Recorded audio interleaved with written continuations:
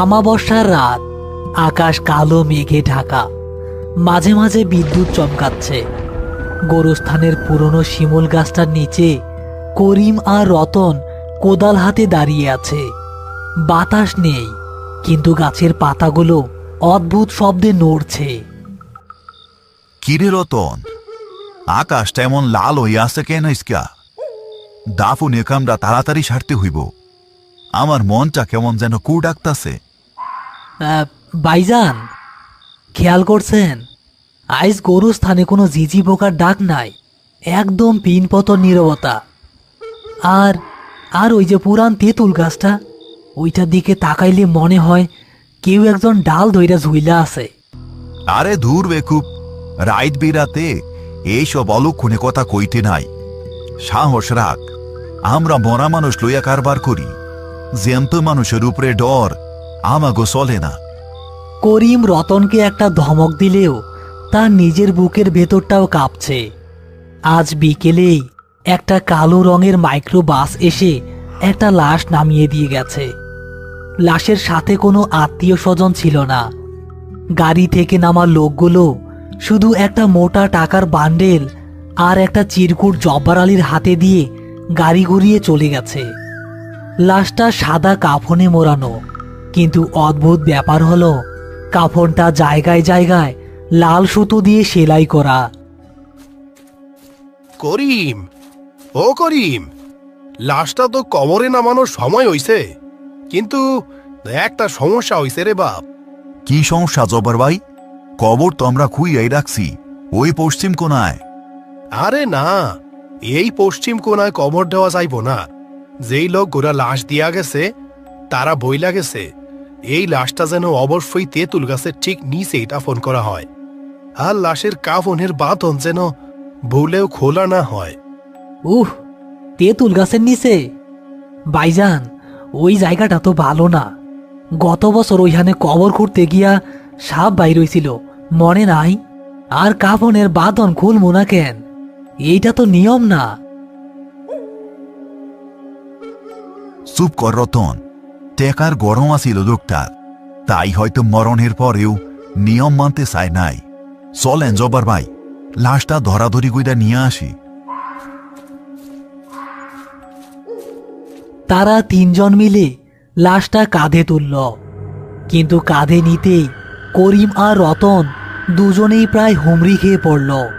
মনে হলো তারা কোনো রক্ত মাংসের মানুষ নয়, যেন কয়েক মন ওজনের পাথর কাঁধে তুলেছে।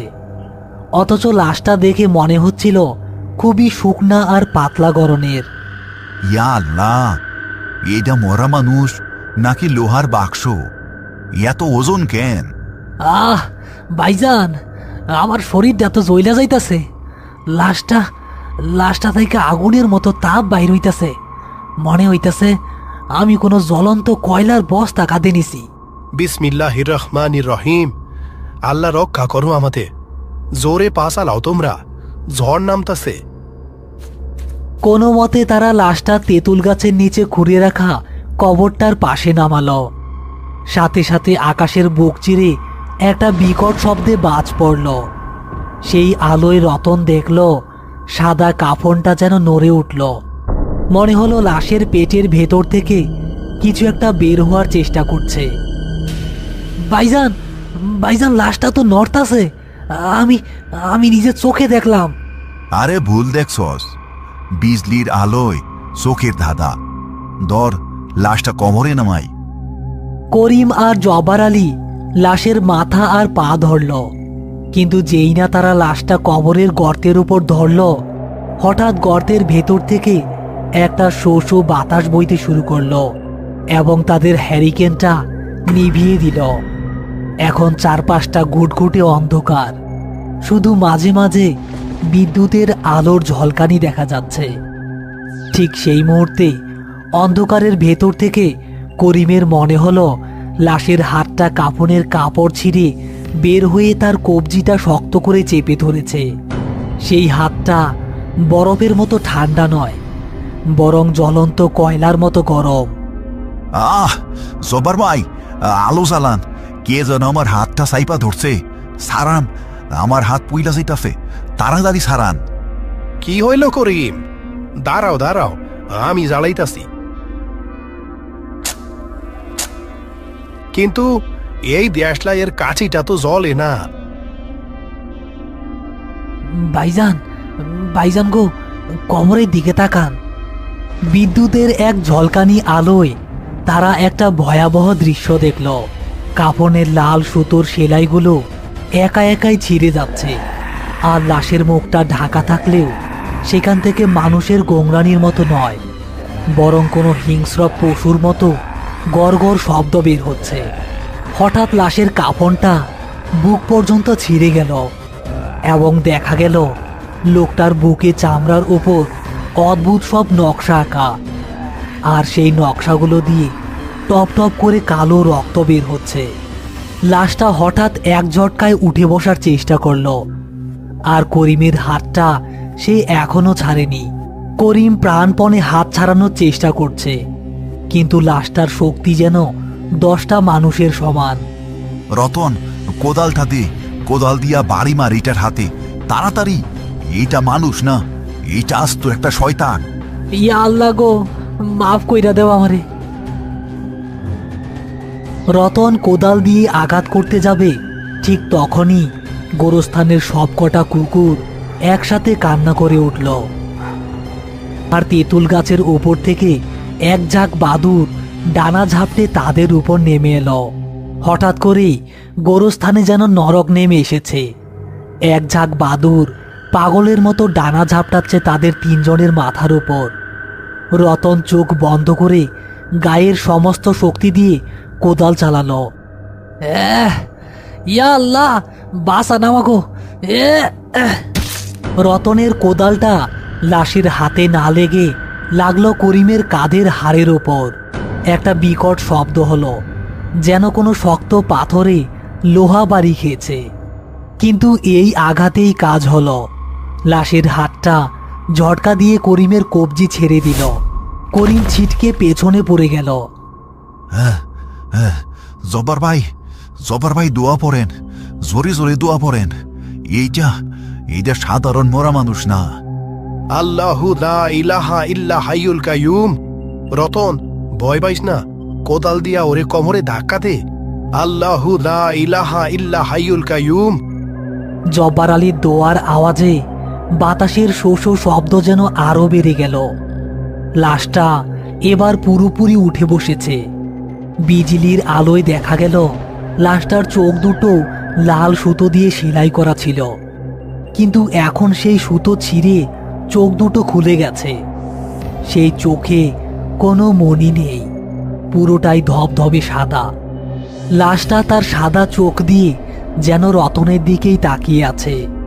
ওরে বাপরে, ভাইজান, ও তো আমার দিকেই তাকাই আছে। আমি পারুম না, আমার পা চলতেছে না। সর এখান থেকে, যা করার আমিই করবো। করিম তার জীবনের সমস্ত সাহস সঞ্চার করে কোদালের উল্টো পিঠ দিয়ে লাশটার বুকে সজোরে ধাক্কা দিল।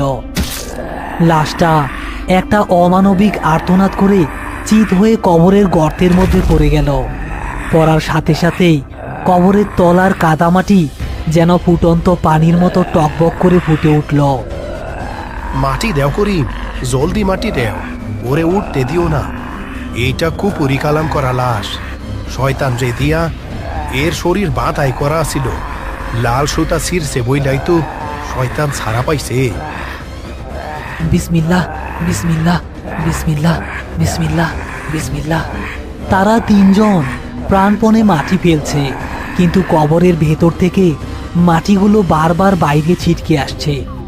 মনে হচ্ছে কবরের ভেতরের কেউ মাটিগুলো লাথি মেরে সরিয়ে দিচ্ছে।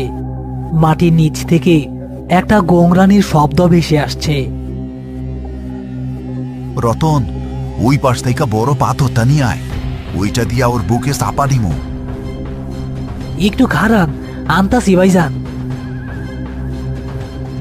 করিম ও রতন ধরাধরি করে গোরস্থানের সীমানায় পড়ে থাকা একটা ভাঙা নাম ফলকের পাথর আনলো। তারা তাদের সমস্ত শক্তি দিয়ে পাথরটা কবরের ভেতর ছুঁড়ে মারল।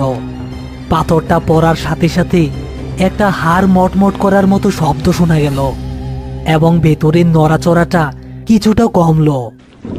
প্রায় মিনিট 10 পর ঝড় থেমে গিয়ে বৃষ্টি শুরু হয়েছে। তিনজনই কাদা ও ঘামে মাখামাখি হয়ে কবরের পাশে বসে হাঁপাচ্ছে। আলহামদুলিল্লাহ, বড় বিপদ থেকে রক্ষা পাইলাম। আমি আমার বাপের আমলেও এমন ভয়ঙ্কর রাত কোনোদিন কাটাই নাই। হ্যাঁ, রক্ষা কি আর পাইলাম জব্বার ভাই। এই যে আমার হাতটা দেখেন। করিম হ্যারিকেনের আলোয় তার হাতটা মেলে ধরল। যেখানে লাশটা চেপে ধরেছিল সেখানে মানুষের হাতের ছাপের মতো মাংস পুড়ে কালো হয়ে গেছে, আর সেই পোড়া দাগের ওপর ফুটে উঠেছে একটা অদ্ভুত সংকেত। ভাইজান, এই দাগ তো ওই লাশের বুকে আঁকা ছিল। হ, মনে হয় শয়তান তার নিশানা রাইখা গেছে আমার শরীরে। চিন্তা কই রোডা করি, কাইল সকালেই গ্রামের বড় হুজুরের কাছে যাইবা। তিনি ফু দিয়া দিলেই সব ঠিক হয়ে যাইব। এখন চলো, ওই লোকগুলা যে টেকার বান্ডিলটা দিয়া গেছিল ওইটা ভাগ কইটা নিয়ে যাই। এই বিপদের ক্ষতিপূরণ তো লাগবো। তারা তিনজন জব্বার আলীর ঘরে ফিরে এলো। জব্বার আলী সিন্দুক খুলে সেই কাপড়ে মোড়ানো টাকার বান্ডিলটা বের করল। করিম, রতন আর জব্বার আলী সবার চোখ লোভে চকচক করছে। তখন টাকা হিসাব করি নাই, এখন দেখি কত দিয়া গেল। কাপড়ের গিট খুলতেই তিনজনের চোখ কপালে উঠল। ঘরের বাতাসে এক পচা গন্ধ ছড়িয়ে পড়ল। কাপড়ের ভেতরে কোনো টাকা নেই, তার বদলে আছে এক মুঠো ছাই, কয়েকটা পোড়া হাড়ের টুকরো আর মরা শালিক পাখির কঙ্কাল। আরে এইগুলা কি? টাকা কই? টেকা ছিল না রে রতন, আমাগতিয়া ওরা শয়তানের চালান দিয়া গেছে। আমরা টেকার লোভে পাপের বোঝা ঘাড়ে নিছি। হায় হায় রে, এইটা আমি কি করলাম? আমি যাই না শুই না নাপাক জিনিস গোস্থানে জায়গা দিলাম। হায় হায় হায় হায় রে। ওই দেখেন জব্বার ভাই, জানালার বাইরে গোরস্থানের সেই তেঁতুল গাছটার নিচে অন্ধকারে দুটো লাল বিন্দু জ্বলছে। মনে হচ্ছে কেউ একজন নতুন কবরের ওপর বসে তাদের দিকেই তাকিয়ে হাসছে। খেলা শেষ হয় নাই রে রতন, খেলা মাত্র শুরু হইল। এই ডাক আমার হাতে এমনি এমনি আসে নাই। হ্যালো প্রিয় বন্ধুরা, আশা করি আজকের ভয়ঙ্কর গল্পটি আপনাদের ভালো লেগেছে।